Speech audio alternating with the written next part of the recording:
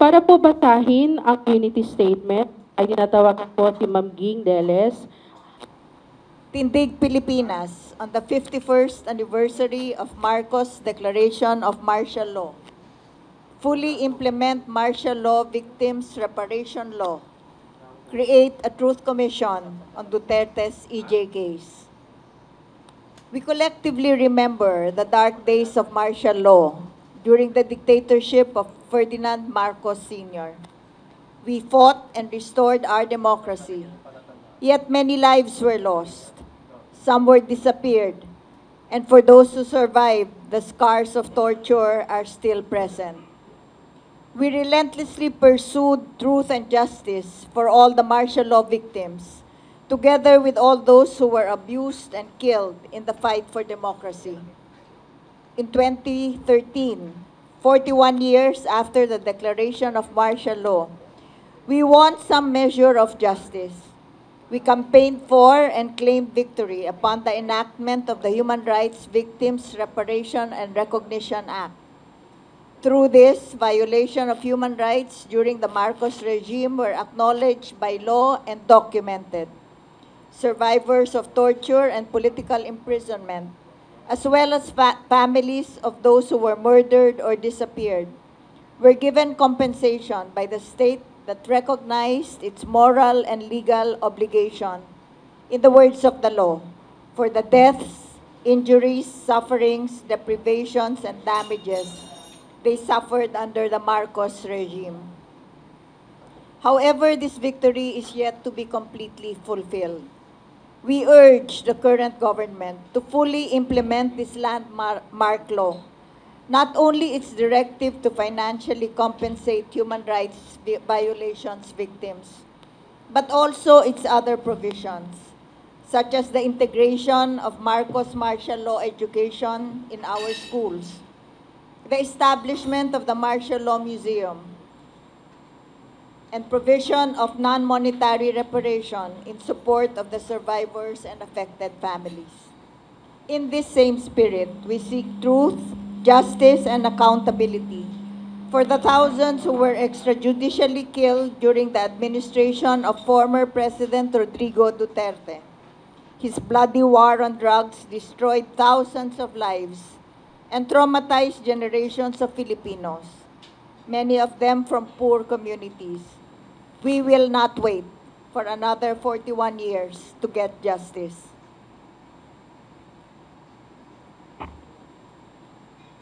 Thus, as we remember martial law years, we call for the creation of an EJK Truth Commission that will task to uncover, recognize, and document committed under Duterte's drug war, to bring to justice all who were responsible for the widespread killing.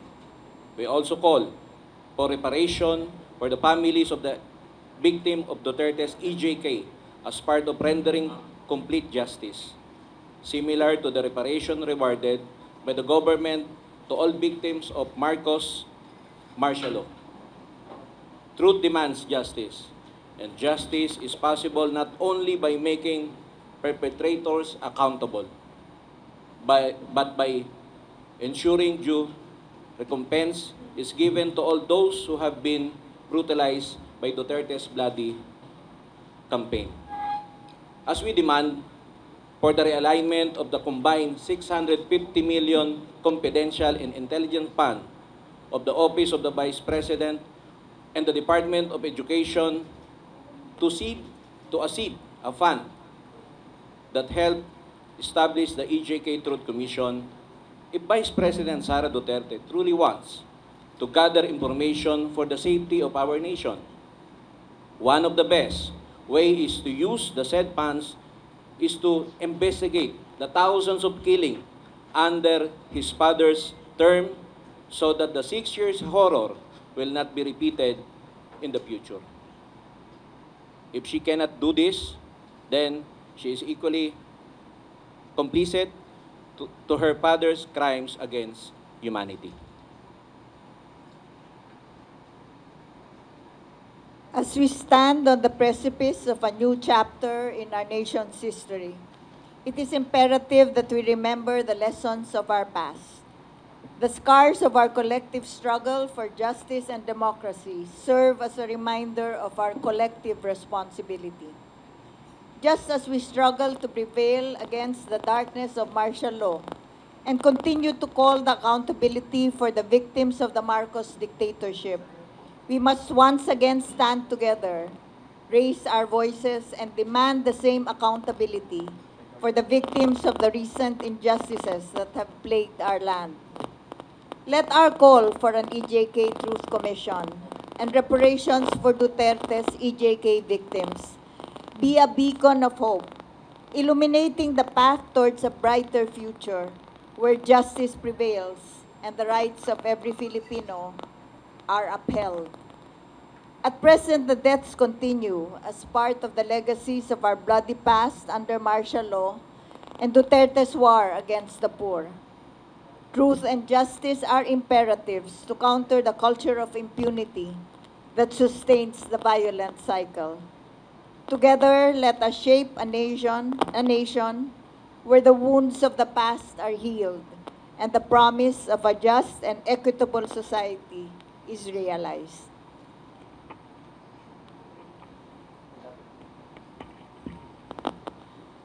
Ang isa sa panawagan natin ngayon ay ang full implementation ng Human Rights Victims Reparation and Recognition Act na ipinasa noong 2013.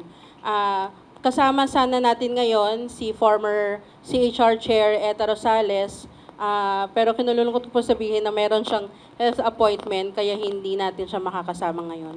Pero may binigay siyang mensahe at ito ay babasahin ni Justin Balane mula sa Akbayan Youth. Magandang umaga sa lahat. Ako po si Justin Balane mula sa Akbayan Youth at Akbayan Party. Noong 2013, naipanalo natin ang Human Rights Victims Reparations and Recognition Act. Isang dekada na ang nakalipas, hanggang ngayon, bigo pa rin ang karamihan sa mga biktima. Titignan natin ngayon yung implementation ng batas.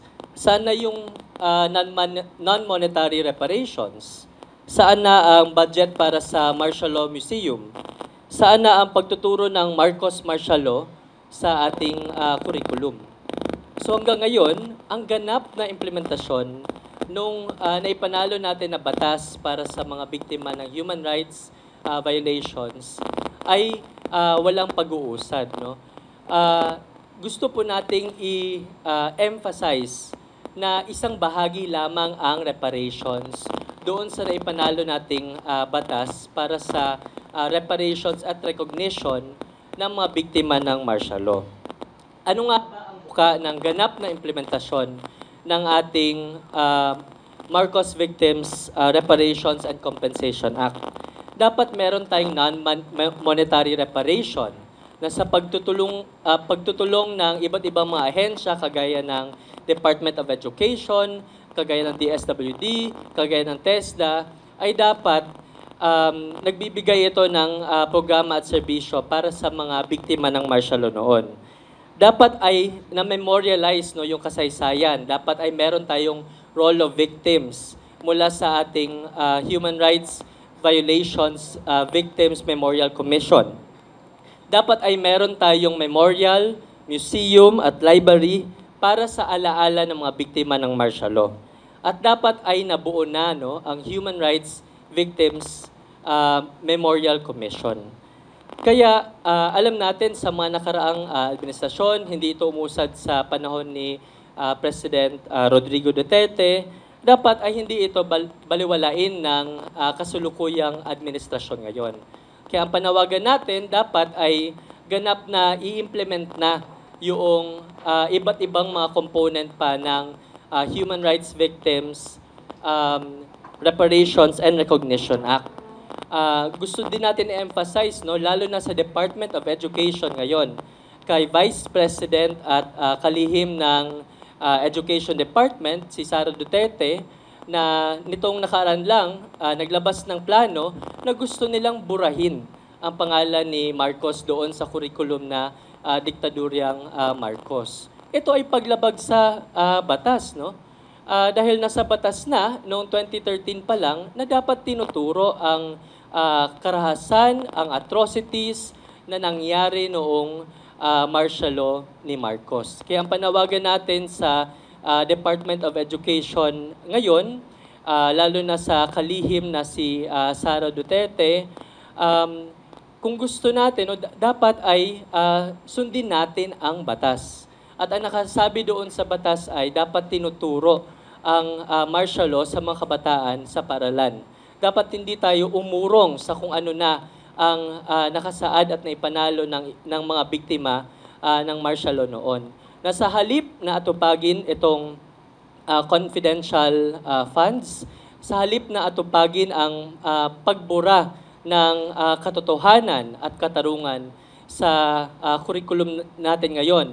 At burahin pa ito sa dapat ay matutunan ng mga kabataan natin at mga susunod na henerasyon sa kanilang paaralan.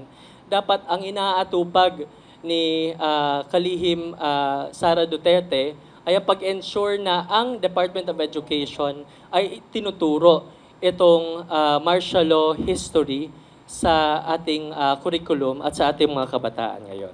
So muli po mula sa Akbayan at Akbayan Youth, ang panawagan natin ay dapat ganap nang i-implement itong Human Rights Victims Reparations and Recognition Act at dapat itinuturo sa mga paaralan natin ng mga kabataan, no, sa ating mga kabataan, ang mga nangyari noong martial law. Ilang taon na mula nung idineklara ang martial law ay nagkaroon ng panibagong rehimen na hindi makatao, pumapas lang at nagkaroon ng napakaraming paglabag sa karapatang pantao. Ngayon naman, pakinggan natin ano ba ang storya ng mga naging biktima noong sa madugong polisiya ni dating Pangulong Rodrigo Duterte. At paano ba ang paghingi ng hustisya at pag-alam ng katotohanan mula sa mga biktima. Tinatawagan ko po si Father Flavie mula sa Paghilom at nandito rin po kasama natin si Rodrigo Bailon. Magandang umaga po sa lahat. Nagsimula po ang patayan 2016 at lahat tayo ay nakuratan, bagamat madami rin ang nagsabing hindi na luma ang patayan na ito sapagkat naganap ito nung si Rodrigo Duterte ay mayor sa Davao. Ngunit ang kinagulat ng lahat, hindi lang patayan, laganap, walang habas na patayan ang gumulat sa buong bayan. Inutusan ng pulis, dumayo ang mga pulis, at kahit ang mga lokal na pulis ang siyang kinasangkapan upang pumatay ng walang habas sa mga tinatawag na nanlaban.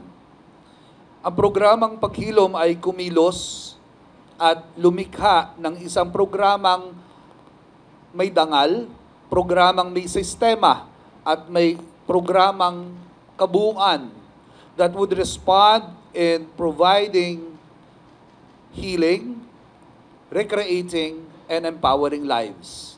Kasalukuyan ay meron ng 308 na pamilyang kinabibilangan o nabibilang sa program Paghilom.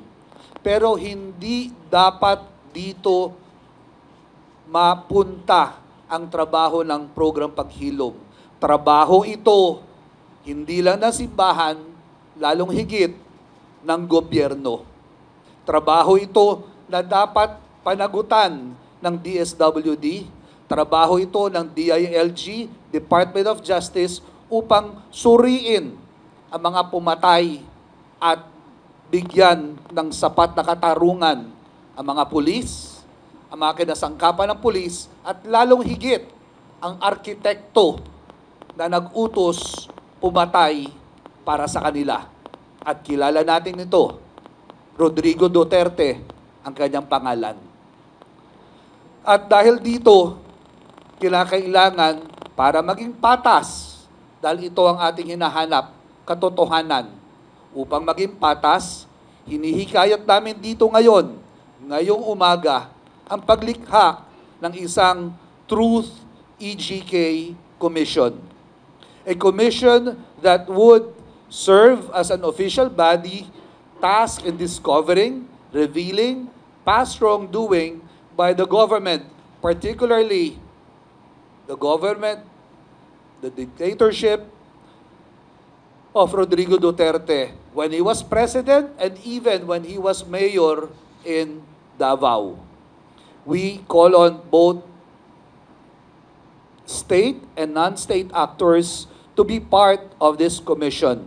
An EJK Truth Commission tasked to uncover, recognize, document the atrocities committed during the Duterte's war on drugs, and most especially, bring to justice all those responsible in these widespread killings. Aldrin Pineda, pinatay ni Omar ng isang pulis. Micah, pinatay ng pulis, tatlong taong gulang. Kian de los Santos, pinatay ng mga pulis. Kamakailan, sa loob ng isang buwan, sa panahon ni BBM, pinatay si Jemboy Baltasar at si Daniel Sario. Tuloy-tuloy ang patayan at hindi ito matutuldukan, lalong higit kung ang Pangulo ay magbubulag-bulagan.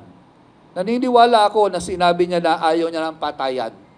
Kung ayaw niya ng patayan, isa katotohanan niya yung kanyang winika sa media na sinabi niyang, I vow to protect human rights. Thus, the creation of a Truth Commission is the beginning of protecting human rights. Maraming po salamat.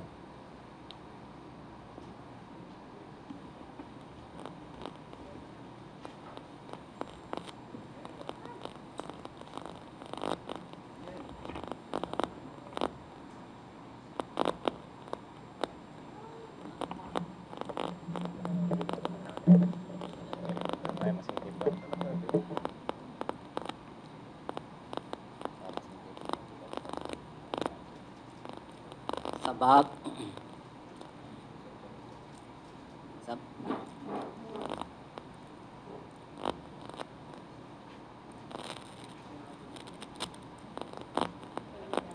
Hello. Sa mga naging biktima ng giyera sa droga, sa pamilya po, isa kami sa naging biktima ng 30,000 mamayan na naging bahagi ng ganitong policy at patakaran. Kami po ay nananawagan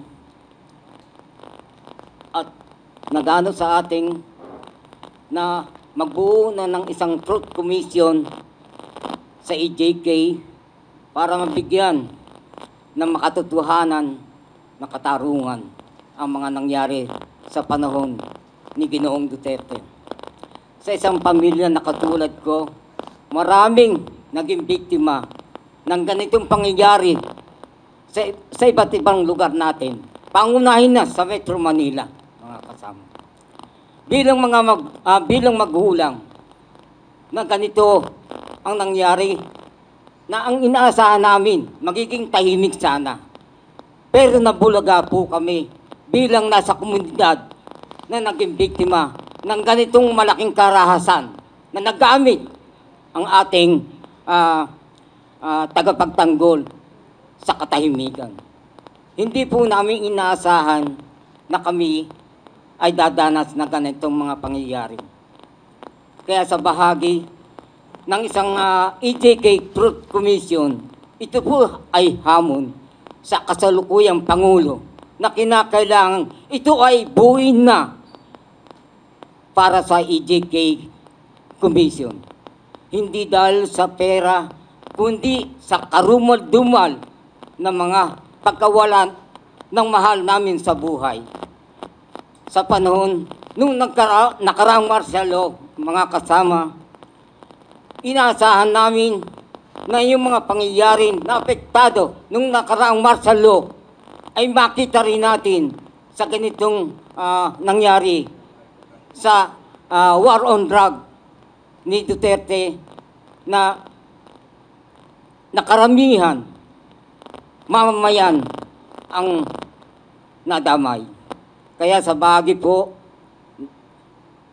sa araw-araw naming napakinggan, nababalitaan sa radyo, nakikita sa telebisyon na ang confidential fund ni Vice Presidente Sara Duterte ay laanan man lang niya ng panahon ang Truth Commission para magkaroon ng isang tunay at tamang katarungan ng kahilingan ng mga biktima ng EJK. Ang panawagan po namin, buuin agad-agad at bigyan ng kaukulang halaga yung mga nasawi hinggil po dito sa EJK na naganap nung panahon ni Duterte hanggang sa kasalukuyan po ay tuloy-tuloy ito. Kaya hiningi po sana namin bilang mga naging biktima ng EJK sa kabuuan na tulungan tayo na buuin, paulit-ulit naming panawagan sa inyo na buuin po ng ganap ang Truth Commission. Maraming salamat po sa inyo lahat.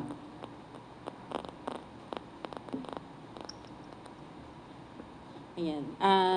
Ngayon naman, no, nabanggit nga na tuloy-tuloy hanggang ngayon ang patayan mula sa mga naging biktima noong martial law, sa mga naging biktima at pamilya na naiwan noong madugong war on drugs ni Pangulong Duterte. Ano ba ang naiwan nito, no? Isang kultura ng karahasan na walang pananagutan. Kaya pakinggan natin ngayon mula sa sektor ng kabataan kung ano ba ang kahalagahan ng patuloy pag-alam ng singil ng katarungan, pag-alam ng katotohanan. Tinatawagan si Lesa Sarangaya mula sa Student Council Alliance of the Philippines. Magandang umaga po sa ating lahat. I am Lesa Sarangaya, the NCR Vice Chairperson of the Student Council Alliance of the Philippines. In the 51st year since the martial law declaration by Marcos Sr., we must reflect on why truth and justice are more critical than ever for the youth of our nation. Often when we, the young people, raise our voices in the pursuit of truth and justice for the victims of injustice, we encounter skepticism. We are told that we know nothing because we were not born during those tumultuous times. But what is often overlooked is that young people were also victims then. Young people were also killed. And today, young people are still targeted with lies online and in schools in an attempt to erase the truth from our generation's collective memory. Truth and justice matter to us, the youth, and this matters in our quest for a better future. Our generation is not immune to the pernicious influence of misinformation and disinformation. From the time of Marcos Sr. to the Duterte administration to the Marcos administration now, young people have been inundated with distortions of truth. It is a harsh reality that in 2016, a staggering 53% of Filipinos aged 18 to 24 believe that Ferdinand Marcos deserved a hero's burial. This distortion of historical facts is a grave injustice to the victims of martial law. Furthermore, the horrors of martial law are still not adequately taught in our schools, despite the passage of the Martial Law Victims Compensation Law. To our dismay, the Department of Education has recently announced plans to remove Marcos' name from their curriculum. This is an affront to truth and justice. We refuse to let our history be whitewashed and our memory be erased. It is essential to recognize that young people, like us, were victims during those dark times. Among the more than 3,000 reported killings during the Marcos Sr. administration, young students like 21-year-old Archimedes Trajano and 24-year-old Liliosa Hilao lost their lives. These were not just statistics. They were young lives cut short by the very injustices we strive to rectify. Tragically, the injustices continue today. In Duterte's war on drugs, 129 children have been killed. This includes the names like 17-year-old Kian De Los Santos and 44-year-old Maika Ulpina, who were killed by the very people sworn to protect them. These young lives lost hunt our collective conscience, urging us to stand up for justice. One of the organizations that led the youth movement and victims of martial law are student leaders. They were at the forefront of the struggle for truth and justice then, and they remain one of the foundation of the new generations of student leaders today. Their dedication and sacrifice inspire us to continue this fight to ensure that history does not repeat itself. Now, the question before us, the young people of our generation, is this: will we allow truth to die at our feet, or will we fan its flames like a wildfire for future generations to see? The answer lies in our actions. We stand for the full implementation of the Martial Law Victims Compensation Act. We insist on the truth being taught factually in our schools. We will not tolerate erasures or gaslighting. We demand the plain truth, unvarnished and unapologetic. But there is more that we must do. We must remember that the youth were victims until now. We must also acknowledge that the target of martial law whitewashing is the youth, and only education is our armor. However, we are deeply alarmed by the recent policy changes in the Department of Education, particularly regarding the teaching of martial law history. We call upon our leaders, and particularly our Philippine Vice President Sara Duterte, to uphold the importance of comprehensive and truthful education, ensuring that future generations are fully aware of the atrocities committed during this dark chapter in our history. We also urge the realignment of intelligence funds toward the establishment of a Truth Commission.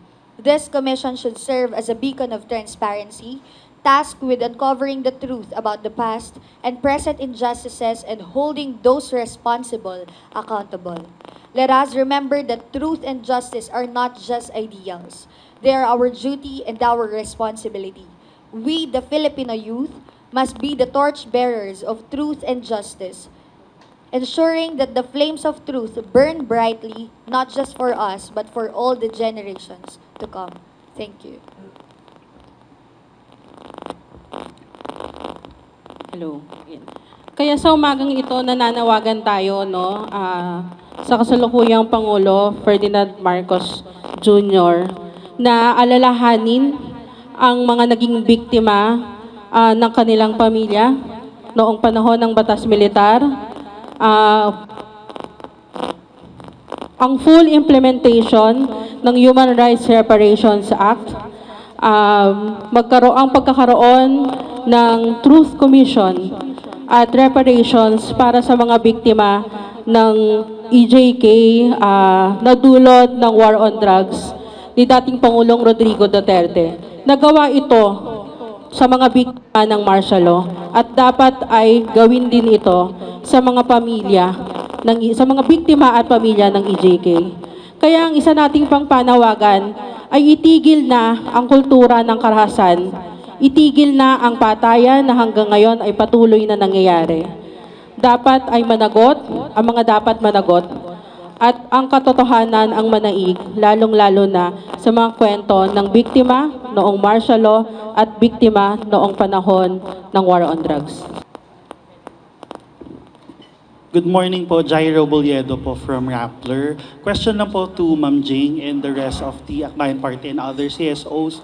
I understand we had reparation through a legislation po.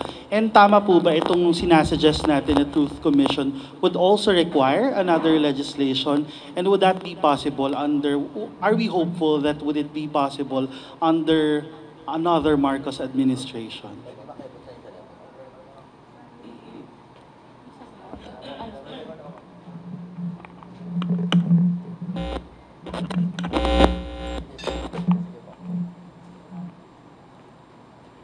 Sa pag-aaral na ginawa, no, and I understand merong mga legal luminaries that are working on it already. May mga options, no? One is legislation, a full legislation kagaya nung nangyari sa Marcos martial law reparation. Pwede daw by joint resolution, so hindi full legislation by Congress, Senate and the House. Pwede rin by executive order. Pwede ba itong mangyari sa panahon? Palagay ko kung yung sinasabi naman ng gusto ay full vindication and restoration of the name, baka naman yung anak ay pwedeng mapakita na siya sumusunod siya sa batas. Siya ay ready to recognize and undo the work of human rights violations. Nananawagan, he has 5 years to go. 5 years. 5 years to go to show na baka kayanin. It's a challenge. We hope they will look at it as a challenge. He will look at it as a challenge. Executive order. Kasi yun yung pinakamabilis, syempre. Alright po, just last question po from me. For the victims naman po ng ng EJK, Sir Randy, Sir Rodrigo, and to Father Flavie na rin po, who also helps the victims of EJK. Aside from, of course, ensuring justice through the ICC that's already underway, what it would mean po na magkaroon ng Truth Commission for the families? Magbibigay po ba ito ng semblance of justice for the EJK victims? Thank you so much po.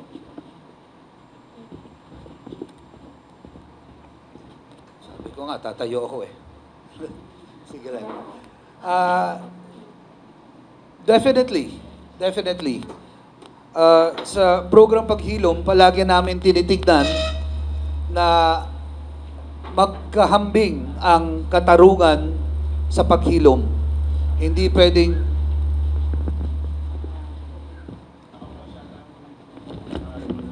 pwedeng magkaroon ng usaping naghihilom, ngunit inutil naman ang katarungan at bulag ang katarungan. So, dapat magkasama, magkatuwang ang usaping paghilom sa katarungan.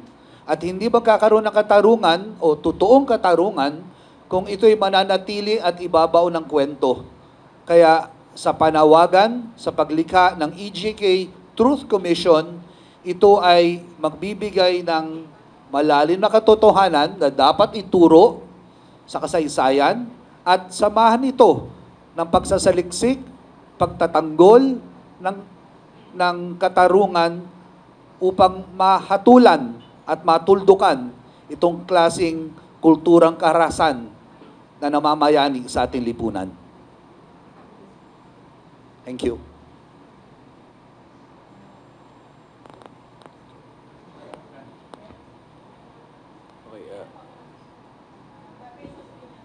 Sir Randy. Yun po. Para sa bahagi ng mga pamilya ng biktima. Yung panahon ng martial law, banggit kanina sa kwenta, 41 taon ang inintay para makilala ito. Siguro di na natin kailangan hintayin yung 41 taon. Sana mula sa 41 taon na ito, maging halimbawa na ito para tingnan, nagkaroon ba talaga ng mga pag-abuso sa karapatang pantao noong panahon ng nakaraang administrasyon? Bilang sagot, oo. Malinaw yun. At base sa tinutulungan ng program paghilom na 300 pamilya o 308, no? Isang bilang na ito at napakarami pang iba. Ang bagay na to dapat makilala, no? Na nagkaroon talaga ng malawakang patayan. At ang malawakang patayang ito dapat na imbestigahan. Kasi yun ang sinasabi. Pero sa totoo lang, ang realidad, wala namang investigasyon na nangyayari. Kaya ang panawagang ito dapat magmulat sa bawat isa, no, na simulan na para makilala natin at mapanagot natin kung sino, no, yung mga dapat mapanagot. At mula doon, mabibigay natin yung hustisya para sa mga pamilya. Salamat. Kuya Ron.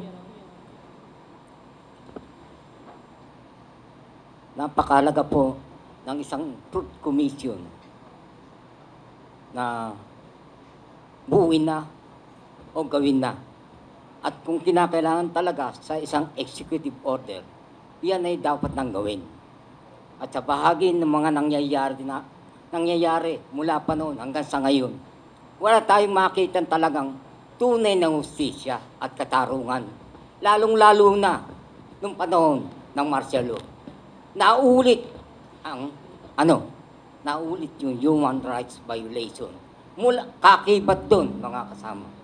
Iba't ibang anyo ng pandarahas, iba't ibang anyo ng pananakot ang naganap sa panahon ng Pangulong Duterte. Mas lalong tumindi yung ganitong pananakot na pagkakaroon ng pananahimik ng karamihan. Sa bahagi po ng nangyari sa ngayon, sa giyera sa droga, lahat ng mamayang mahihirap, siya po ang napuruhan. At sa bahagi ng pagkawalan ng boses ng tao sa katarungan, sa karapatang pantao, lumiit po ang nananawagan. Kaya sa pagkapatuloy ng ganitong pamamaraan, andyan na po yung Truth Commission na dapat sana noon pa ito ay sinagawa ng Kongreso at saka Senado. Sa ngayon, ang kahilingan po ng 30,000 na salanta ng giyera sa droga ay kinakailangan ng isang executive order para magkaroon na ng katiwasayan. Mula pa noon po ng panahon ng martial law hanggang sa kasalukuyan na ito ay naglalarawan. Yun lang po ang aking may papaliwanag sa inyo. Sana inaasahan ko, tumindig po tayong lahat. Maraming salamat po. Maraming salamat po kay Rod, Sir Randy at Father Flavi. Meron pa po bang mga katanungan? Hi, good morning, ma'am, sirs. JC po from TV5. How do you see ito pong full implementation itong human rights reparation law progressing, considering na it's a Marcos who is the current president? Ito po ay batas na, no? Yun yung kailangan nating i-stress. At dapat, kung kahit sinong administrasyon man ang nakaupo, they really need to follow what is written in the law already. So, inuulit natin na yung compensation ay isang bahagi lamang nung batas na naipanalo natin isang dekada na.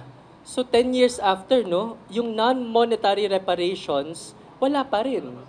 Yung pagbuo ng Human Rights Victims Memorial Commission, saan na ang Martial Law Museum na dapat ay mag-alala sa mga biktima ng karahasan noong diktadurya noon, no, wala pa rin. So dapat ang kasalukuyang administrasyon ay ganap na ipinapatupad ang batas na ito.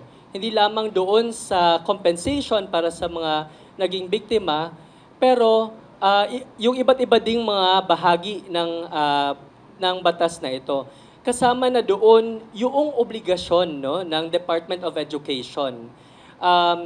Na nitong nakaraan lang ay nagsabi na buburahin nila yung pangalan ni Marcos doon sa curriculum na diktadoryang Marcos. Paglabag na yan sa batas, di ba? Na noong 2013 nakasabi na dapat tinuturo ang martial law sa mga kabataan natin sa ating paaralan. Kaya yun nga, ang panawagan natin sa kalihim ng edukasyon, si Vice President Sara Duterte, huwag nating balikuin ang batas, no? Dapat ay tinuturo ang martial law, ang karahasan na nangyari noon sa mga kabataan natin para hindi na ito muli maulit pa. Sinabi naman ng Pangulo na susunod sa rule of law, no, nirirespeto. Yun naman yung paghaharap sa international community ng ating Pangulo ngayon. No, na he stands together equal to other nations in respecting rule of law, in promoting human rights. Siguro yun yung pananawagan. At sa akin, nakikita naman na nagre-respond naman sa public clamor kung minsan, no? So siguro yun yung kailangan gawin. Siguro mahirap kung iilan lang ang nananawagan. Kaya nga itong pananawagan hindi lang diretso doon sa mga kinauukulang kailangan kumilos. Kung hindi yung pananawagan sa bawat Pilipino na sana tumindig. The only way we will be able to stand again with full dignity ay kung nirirespeto sana lahat ng karapatang pantao ng lahat ng Pilipino. So if it will be a public clamor, I am not losing hope na maaring magresponde even under the present administration. Good morning po, ma'am, Sir Bernadette Tinoy po from UNTV. So, last month po, na-launch itong Matatag Curriculum, which is the revised K-10 curriculum nga po, kung saan inaasahan nga po na babaguhin yung term na diktaturang Marcos to diktatura. So, especially po sa mga grade 6 students sa textbooks po nila. And ano po ba yung kahalagahan na hindi mabago yung ganitong term? And also in the future po ba, ano ba yung pwedeng maging epekto nito? Pwede bang makalimutan yung mga ganong term? Thank you, sir. Nakita na natin yung epekto na hindi tinuturo yung martial law history, no? Nabanggit nga nakasama natin mula sa SCAP noong 2016 mula sa mga kabataan ages 18 to 24, 53% sa kanila naniniwala na deserve ni Marcos Sr. ng Heroes Burial. At nakikita natin na tina-target ang mga kabataan talaga sa disinformation, sa mga kasinungalingan, sa online at maging sa paaralan. So, ang nakikita natin, nababaliko yung kasaysayan at katotohanan. Kaya ang mga kabataan ngayon, sinasabi na dapat ay hindi pinapalaganap ang kasinungalingan sa mga paaralan natin. At ang katotohanan at katarungan ay dapat tinuturo natin sa mga henerasyon ngayon, sa mga mag-aaral. Kasi ang mangyari niyan, marami ang makakalimot at mangyayari yung mga karahasan at pang-abuso na naganap pa noon. No? Kaya nakikita natin, yung impunity nagpapatuloy, marami pa rin ang namamatay. Kaya dapat tinuturo sa mga kabataan natin ngayon at sa susunod na henerasyon na kung may nagkamaliman, kung may mga abuso, ay siya ay mananagot. Siguro, ma'am, idagdag ko lang din, ang edukasyon ay dapat naghahatid ng buhay, tumutulong kaagapay sa pagpapataguyod ng buhay. Ngayon, sa pagturo nito na tanggalin ang diktatura at yung diktatura ni Marcos, kilalanin natin na ang pagpatay ay hindi lang sa usaping buhay. Yung pagpatay, higit sa lahat, ay kasama yung pagpatay sa katotohanan. And if you do and pursue this move, you are not killing only the truth, but the lives of these young children who will be and ought to be living beside the truth today and tomorrow. So ang usaping pagpatay ay hindi lang napapako sa buhay, bagkus, pati at lalong higit sa katotohanan, lalo na sa katotohanan itinuturo sa ating mga kabataan. Salamat po. Maraming salamat. Meron pong Si Treng po, isang church worker. During the martial law, there was a group called Antipolo 5. Workers, mga organizers ng workers. At lahat sila ay nakulong, nahuli, tinorture. Pero isa lang sa kanila ang nakakuha ng reparation. I think he got 1 million kasi walang kompletong documents yung iba. So, isa lang sa 5 na yon who were tortured. So, ang tanong ko, sa ating mga victims, maraming natatakot. Pero ngayon ay willing na, Father, willing na silang magsalita, lumaban. Pero marami rin sa kanila, when they were interviewed by the lawyers, sasabihin ng lawyers, kulang ang dokumento nyo. So parang sinasabing, ano ba laban natin? Kulang ang dokumento. So ang tanong ko sa atin ay, let's get organized. Parang ilan, bawa sa amin, hindi naman kasama lahat ng 308, no? Kay Father Flaving sa grupo namin. And wala kaming capacity, no? Para ano yung autopsy, etc., etc. Let's get ourselves together para matulungan talaga itong mga victims, para makumpleto yung dokumento, para lalong manindigan sila, no? Na ipaglaban yung kanilang karapatan. Ngayon, during this past month, maraming pulis na nag-iikot sa community. Di pa lang namin document, mga 10 siguro sa area namin na wag nang i-withdraw. I-withdraw yung kanilang nilalaban, whatever na as EJ case. Yan yung nangyari this past months. Kasi nga because of that, I think because of that ICC thing, no? Na medyo nag-gain grounds. Willing na sila, no? Nung last meetings namin, willing. Pero the lawyers said, kulang ang inyong dokumento. Autopsy, police report, etc. What do we do with that?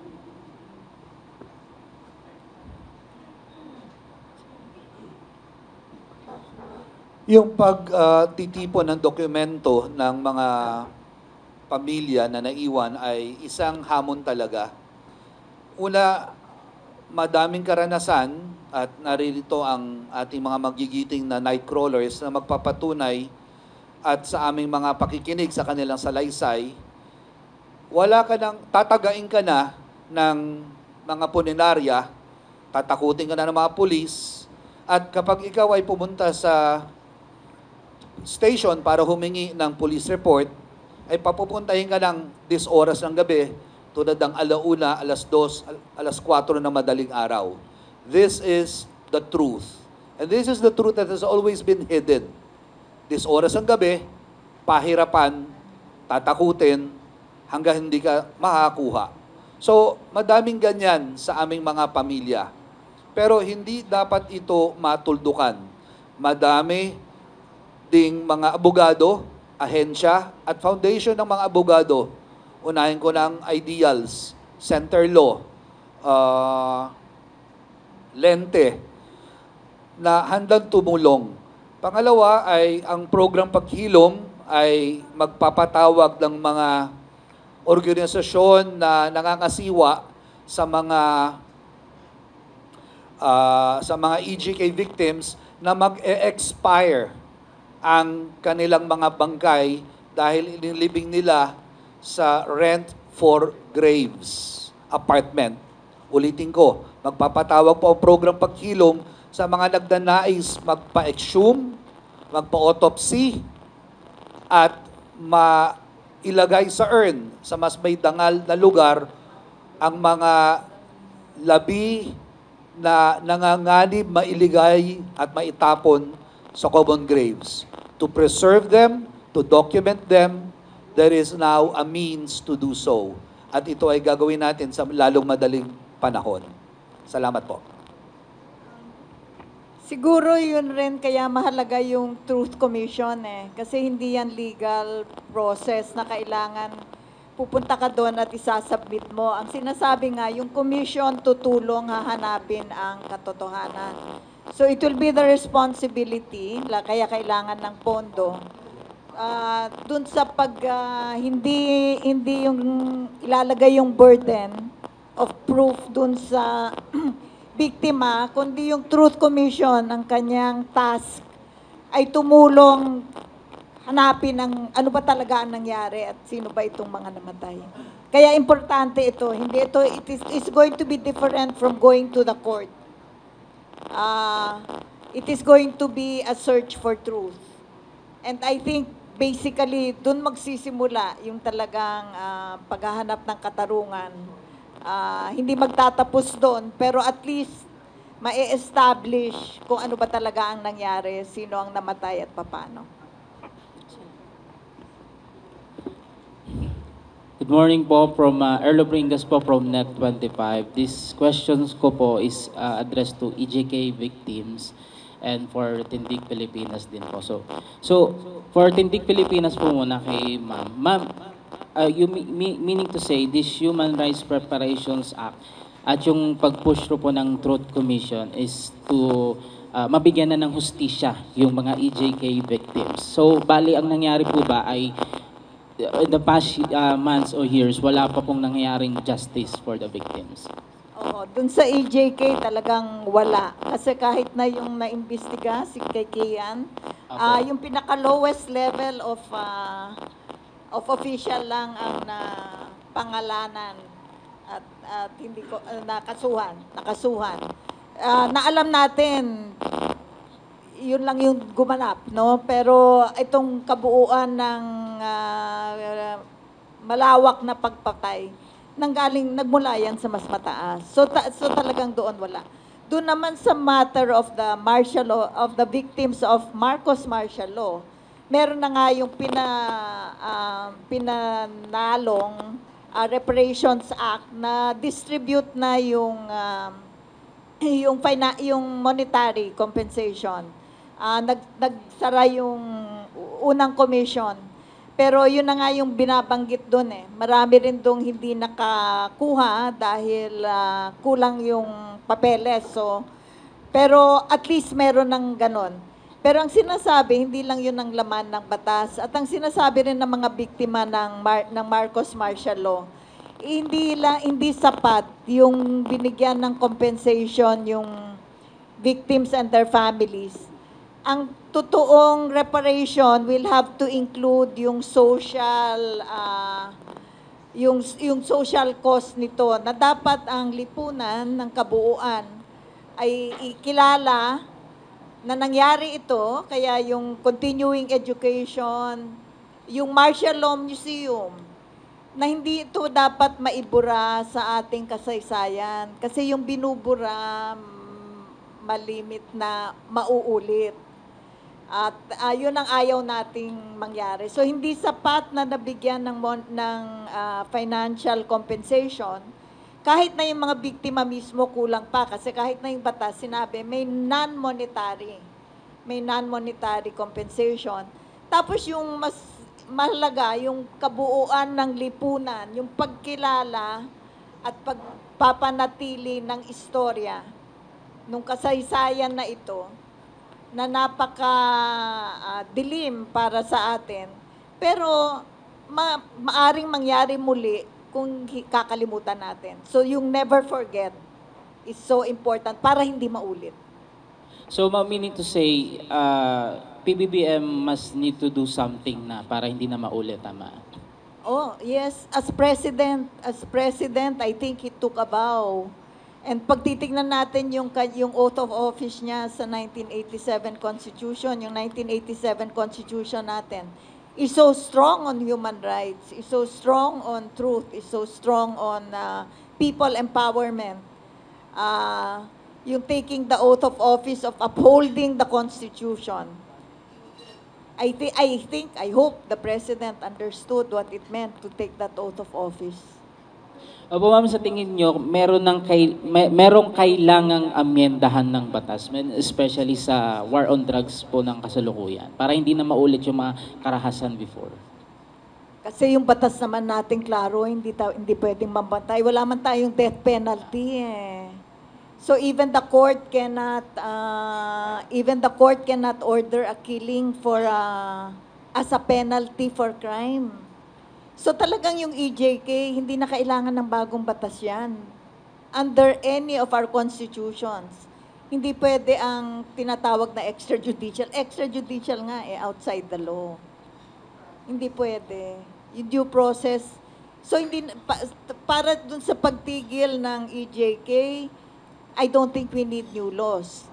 But we do want na malaman kung anong nangyari itong violation of very basic, thou shalt not kill according to God's law and our Constitution upholding the right of life from birth nga eh. Sir Randy De Los Santos po, kamusta na po yung case po ni Kian? Wala po bang nangyaring progress nung time po na nangyari yung kay Kian that time? Wala. Kasi kinailangan ko pa na humingi ng tulong sa isang kaibigan sa media, dahil matapos na hatulan yung 3 pulis, wala nang kaming natatanggap na balita Apo. kung ano na ba yung nangyayari sa kaso. So ako pa, humingi pa ako ng appointment na makipag-usap sa Solicitor General. Tapos, wala ding malinaw na sagot. Ang sabi nila, nasa appeal pa. May Supreme Court pa yan. Kaya patuloy din kami nag-aantay. No? Kung ano na ba talaga ang kaso ng Kian de los Santos case. Sa ngayon, sa ngayon, wala pa rin talaga. Wala pang malinaw kung ano na ba talaga yung takbo nito. Apo, Sir Randy, sa tingin nyo, merong kailangang ayusin na sa batas natin para nang sa ganun yung syempre as tatay po or kaanak ni Kian, na wag nang maramdaman or wag nang maulit syempre sa kasalukuyang panahon natin yung mga ganong nangyari po. Ang totoo na yan, nandiyan naman yung batas eh. Gagawin lang nila yung trabaho nila. Example, kagaya binalikan natin kanina yung pagkuha ng mga dokumento. Simpleng police report. Pupunta yung pamilya ng biktima, gaya na binabanggit kanina ni Father Flavi. Pupunta yun, matatakot sa pulis yan. Tatanong siya mo gagamitin. Tanong pa lang ng pulis, nangangatog na yan. Yung mga nakakaraan, NBI ang nagpunta, binalikan yung mga may kaso. Kung ang dating nun, medyo, di ba, pupunta yung NBI, markado yung ban nila. Kukunin mo yung pamilya na walang abiso sa pamilya, nakaanak, magme-message sa akin, sir, kinuha yung si ganito ganyan. Ito, dokumentado ito. Siyempre, matatakot yung pamilya. Di ba? May trauma yan eh. Takot kami. Sa totoo lang. Ano gagawin? Nandiyan naman yung batas. Tatrabahuhin lang nila. At maging makatotohanan tayo, wala naman nag-imbestiga. Sa 308 na hawak namin, wala namang pumuntang pulis doon. Hindi nga sila pinupuntahan, magtanong kung ano nangyari. Tatanong simple. After na, wala na. Yung police report, di naman sila binibigyan. Humihingi sila. Public document yan. Responsibilidad nila yan. Kaya nga police report. Ibig sabihin, magre-report yung police. Wala nga eh. So, nandiyan yung batas, gawin lang. Simple. So, kaya ginabanggit kanina, sang-ayon ako doon, na magkaroon ng Truth Commission kasi ito yung body na sasama sa pamilya. Puntahan natin sa ambang substation yan. Balikan kung ano nangyari. Ang tanong, yung iba nga walang blatter eh. Walang blatter. Pinatay, di nila alam. At nasa amin, yung mga affidavit ng mga pamilya, makikita mo yan. Balikan lang, ang dami, handa kami ibigay. Kahit yung mga na-exhume at mga findings si Dr. Porto, nandun yung discrepancy. Makikita nyo. So ano po ang panawagan niyo po sa Pangulo para makuha na po natin yung justice talaga for the Kian? Kung napabilis doon sa RTC, ano yung nagpipigil pati hindi pa tapusin yung kaso? Madalas iwagayway yung kaso ng aking pamangkin. Ako, nakakasakit ng loob eh. Di ba? Madalas sila ikwento na may kaso. Kian de los Santos case. Hindi alam ng publiko, di pa naman tapos. Diba? Hindi ako abogado, no? Pero ewan ko, kung may lawyer dito na tutulong, masasabi ba na tapos na ang isang kaso kung meron pa itong nakapending sa Court of Appeals at meron pang hihintayin kami na Supreme Court, ilang taon yun? Buhay pa kaya ako nun?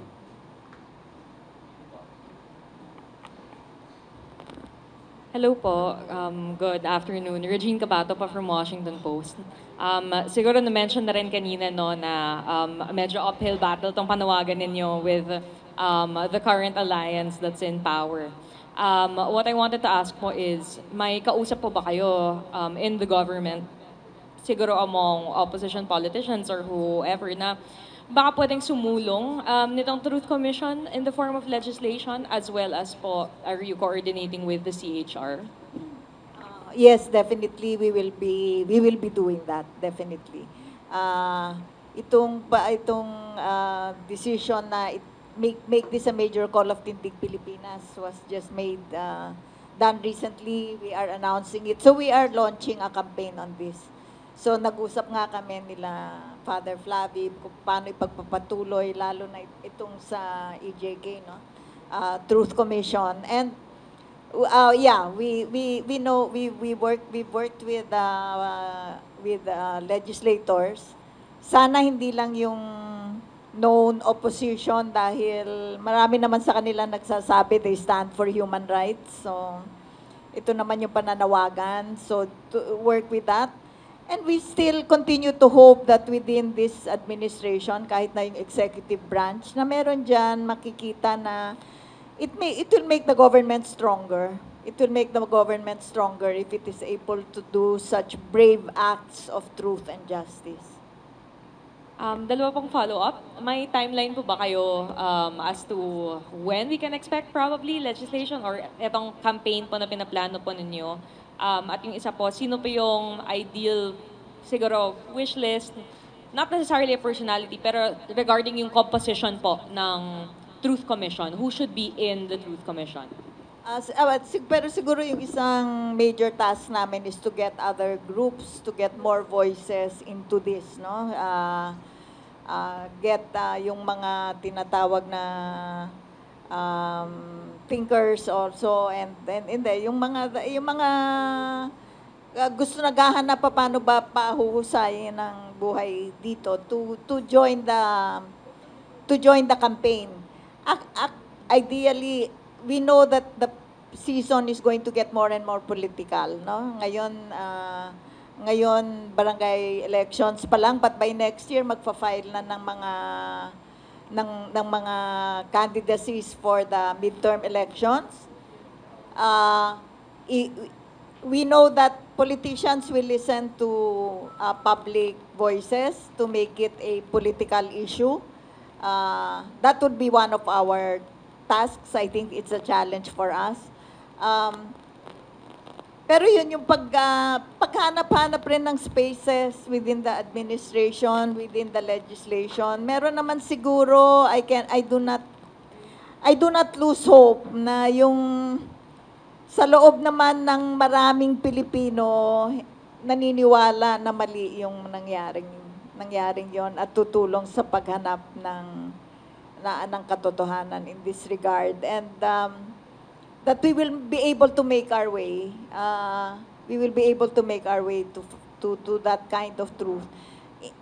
Sana magkaroon ng Truth Commission dahil it will fill in a gap, I think, of our national psyche na for once naman harapin natin kung anong nangyari at hanapin talaga kung ano yung totoo. Baka naman nagugutom na rin ang maraming Pilipino para doon sa ganong klaseng pangyayari. Yung pagtanggap na may maling nangyari, let us be part of finding the truth there. Gusto lang ko idagdag doon sa punto ni Ma'am Ging sa kalagahan ng Truth Commission. No? The Truth Commission may not be a prosecutorial body, but it's the first step at healing the land. No?